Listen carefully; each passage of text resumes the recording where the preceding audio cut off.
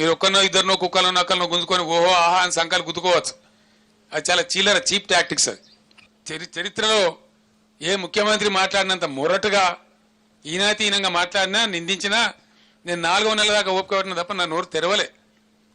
ఇలా లక్షల ఎకరాల పంట ఎండిపోతా ఉంటే చూస్తూ ఊరుకోలేం కాబట్టి నేనే స్వయంగా చూద్దామని వచ్చిన. ఎమ్మెల్యేలు ఇతర నాయకులు తిరిగి చెప్తా ఉంటే ఒక అదే కాదు అన్ని పోయినాయి. మీరు ఎన్ని వాగ్దానాలు ఎగబెడతాం అనుకుంటున్నారా? మీరు వాగ్దానాలు ఎగబెట్టి అందరం ఊరేగదాం అనుకుంటున్నారా? పండనీయం బిడ్డ జాగ్రత్త, మిమ్మల్ని చేస్తాం, పరిగెత్తిస్తాం ఎక్కడికక్కడ. మీరు ఏం చెప్పిండ్రు?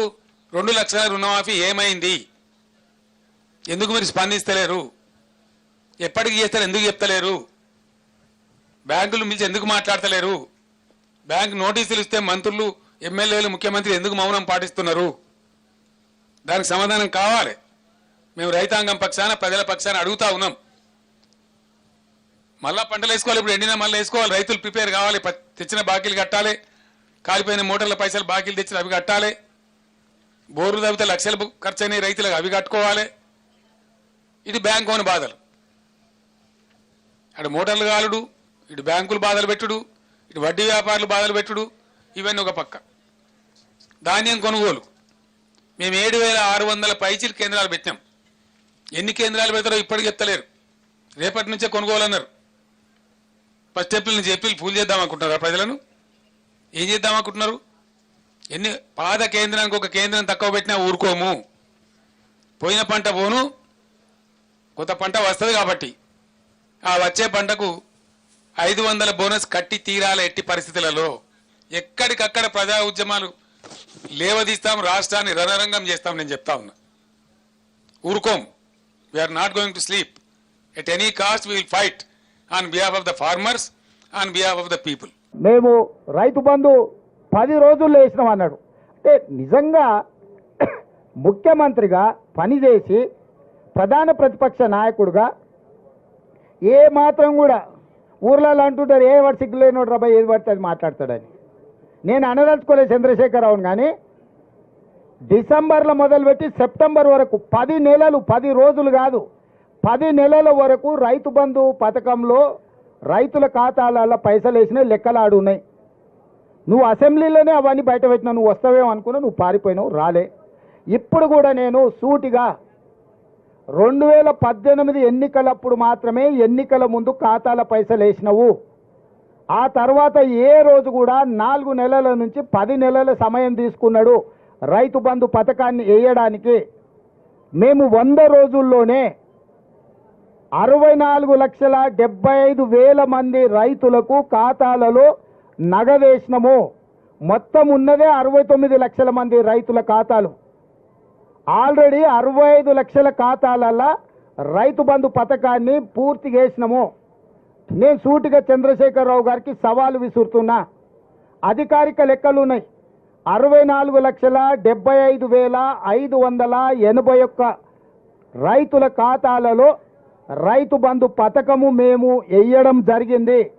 ఇక మిగిలింది 4 లక్షల చిల్లర మాత్రమే. ఒకవేళ ఈ లెక్కలలో తప్పులు ఉంటే మీరు ఏ శిక్ష విధించినా మేము ఆ శిక్షను అనుభవించడానికి సిద్ధంగా ఉన్నాము. మేము చెప్పిన లెక్కలు నిజమైతే తెలంగాణ రైతాంగానికి నువ్వు ముక్కు నేలకు రాసి క్షమాపణ చెప్తావా అని చెప్పి నేను వారిని అడుగుతున్నా. పేర్లు చెప్పమను, పేరు ఊర్లు ఇవ్వమను, నష్టపరిహారం ఇద్దాం. 200 నెంబర్ చెప్పుడు కాదు, పేర్లు వాళ్ళ వివరాలు ఇవ్వమను. తప్పకుండా ప్రభుత్వం నుంచి వాళ్ళని ఆదుకుందాం. సూటిగా నేను చంద్రశేఖరరావుని అడుగుతున్నా, ఏ రైతు ఏ ఊరు అతని వివరాలు మాకు పంపుండి. నిజంగానే రైతులు చచ్చిపోయి ఉంటే రైతుల పట్ల సానుభూతి ఉన్న రైతు ప్రభుత్వం మాది. ఆ రైతు కుటుంబాలను ఆదుకునే బాధ్యత మాది.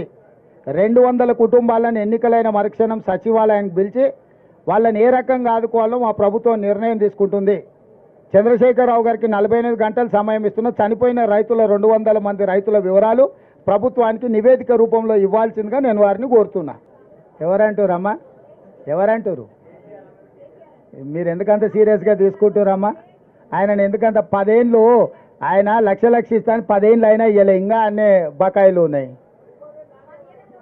అదే అందుకే చెప్తున్నా, ఆయన మాట్లాడేది అంత సీరియస్గా తీసుకోకమ్మా. వాళ్ళు కూడా అన్నారు అదో గుంటనక్క ఆ మాటలు మేము పట్టించుకోమని. ఇంకా వాళ్ళ ఇష్టం ఏదన్నా అనుకోని మనకెందుకు.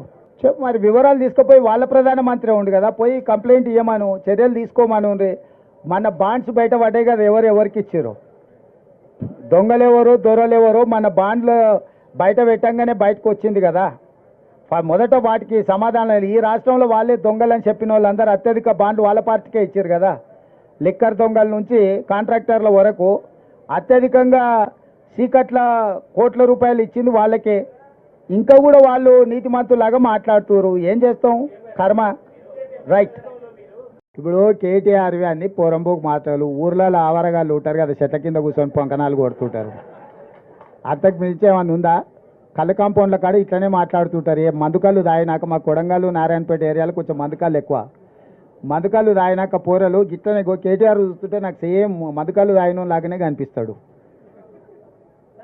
అంటే ఒక్క నిమిషం, కాంగ్రెస్కు 40 వస్తాయంటే మోడీకి 400 వస్తాయని ఒప్పుకున్నట్టే కదా. వీడు ఎవరిని సపోర్ట్ చేస్తున్నట్టు, ఎవరికి సపోర్ట్ చేస్తుండు వీడు? రాజు నువ్వు చెప్పు. మాకు 40 వస్తాయి, మోడీకి 400 వస్తాయని చెప్తుండు కదా. మరి నేనేం చెప్తున్నా, మోడీ వీడు ఒకటే రా నాయన, వీని ఓటేస్తే మోడీకి వేసినట్టే అని.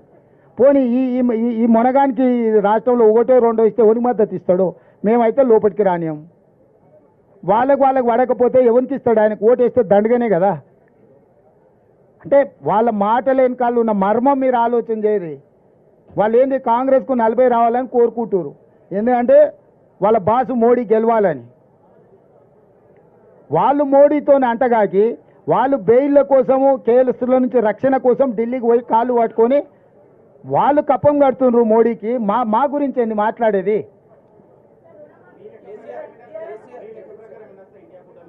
ప్రభుత్వం ఏర్పాటు చేస్తానని వస్తాయి. డేట్ చెప్పిన ఇప్పుడు ప్రభుత్వం ఏర్పాటు చేస్తానని వస్తాయి.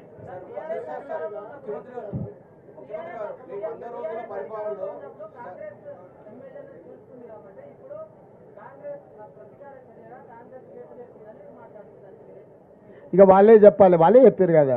ఇక మళ్ళీ నేను కొత్తగా చెప్పేది ఏమో. ఏం చెప్పాలి?